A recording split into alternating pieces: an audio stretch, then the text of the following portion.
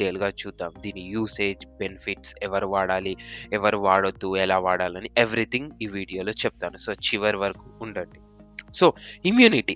Immunity అనేది మన body యొక్క ఎబిలిటీ.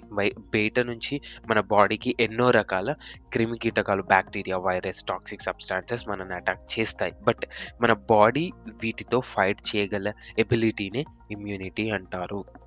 సో, మన బాడీ యొక్క ఇమ్యూనిటీ ప్రతిసారి బయట నుంచి వచ్చే క్రిమికీటకాలతోని ఫైట్ చేసి మనల్ని ఆరోగ్యంగా ఉంచుతుంది. ఇమ్యూనిటీ మనకు స్ట్రాంగ్‌గా ఉంటేనే మనం ఎలాంటి ప్రాబ్లమ్స్‌తో నుంచైనా, హెల్త్ ప్రాబ్లమ్స్ నుంచైనా కరెక్ట్‌గా ఫైట్ చేయగలుగుతాం అండ్ తొందరగా కోలుకోగలుగుతాం.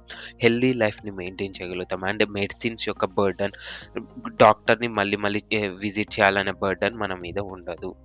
అండ్ ఈ ఇమ్యూనిటీని మనం న్యాచురల్‌గా పెంచుకోవడానికి దేవుడిచ్చిన ఒక న్యాచురల్ గిఫ్టే కొలెస్ట్రాల్. కొలెస్ట్రామ్ అనేది మామ్మల్స్ ప్రొడ్యూస్ చేస్తాయి.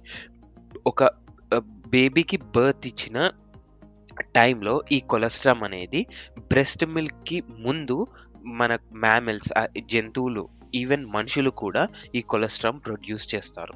ఇది ఒక మిల్కీ టైప్ ఫ్లూయిడ్. అండ్ చిన్న పిల్లలకి, అంటే ఇప్పుడే పుట్టిన ఇన్ఫాంట్స్‌కి, జంతువులైనా సరే, మనుషులైనా సరే ఇమ్యూనిటీ 0% ఉంటుంది.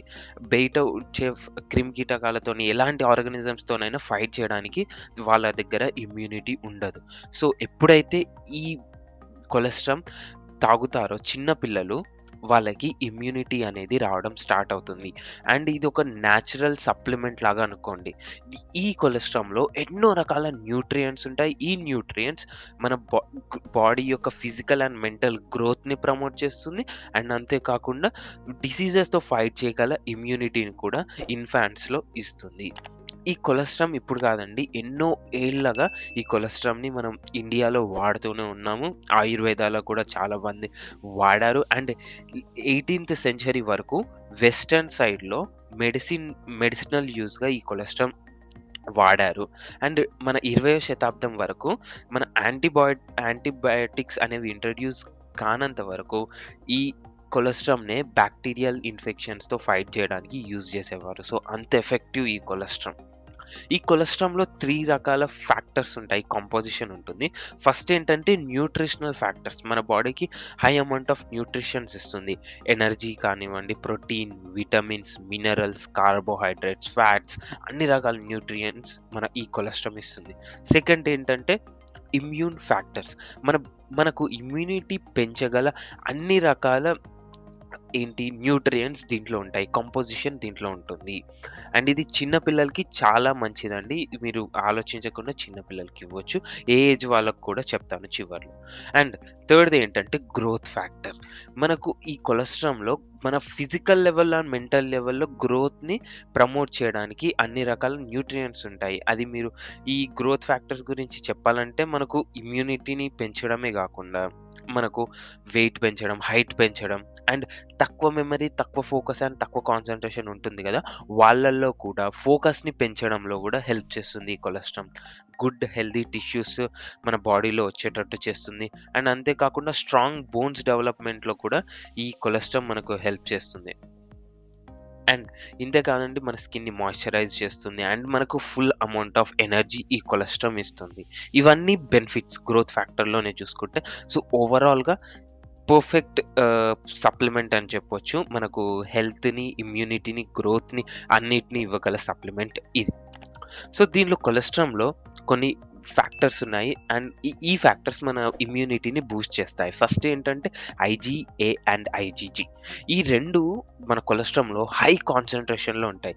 దీనివల్ల మన బాడీ వైరసెస్ అండ్ బ్యాక్టీరియాతో ఈజీగా, ఎఫెక్టివ్‌గా ఫైట్ చేయగలుగుతుంది. అండ్ అంతే కాకుండా ఐజీఏ క్వాంటిటీ మన సలైవాలో పెంచుతుంది ఈ కొలెస్ట్రామ్ తీసుకోవడం వల్ల డైలీ.